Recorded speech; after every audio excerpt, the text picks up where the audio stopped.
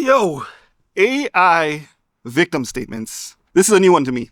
I'm very much all over the place when it comes to AI, so don't get me wrong. There's times when I'm going to be like, yo, I hate this thing, and other times I'm like, huh, and other times I'm like, you guys are being weird. AI is a big part of my job now, so I use AI a lot, and then I hate AI a lot. And this is one of those cases where I think I'm kind of like, why? Why are we using AI?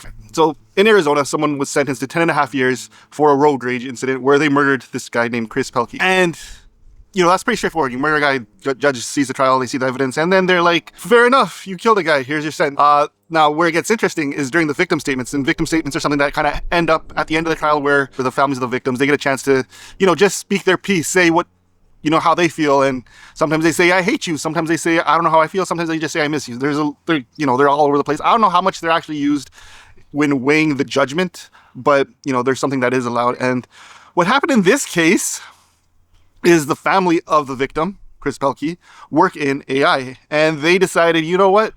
Our victim statements don't mean anything and aren't near as impressive as what Chris Pelkey would want to say. But Chris Pelkey, mind you, is dead. He didn't say anything about this. So what they did was they reanimated Chris Pelkey with AI. They brought his voice, they brought his video, and they used their words in his tone. And they kind of gave I'm a forgiving guy. I really wish that, we didn't meet under these circumstances. I hope for some leniency. And, I kind of forgive you type thing. Because they're like, that's the type of guy Chris was. And I understand that. But it's still so strange to me. So they're using an AI. They brought his voice back. They reanimated his image to deliver the statement. It was a very powerful image, everyone apparently has reported. So I can imagine it was. But what if they said the other thing? Like, I hate you. This is what you did. You ruined my life. You stole this from me.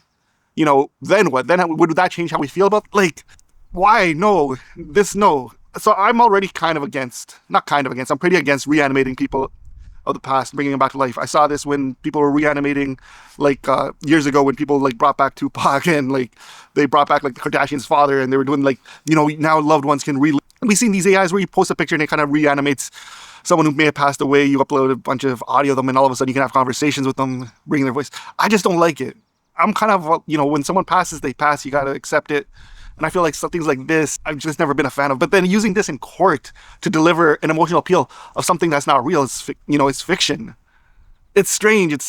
No, don't do it. That's where I'm at. I don't know. Do you guys disagree with me? Am I off the rocker for this one?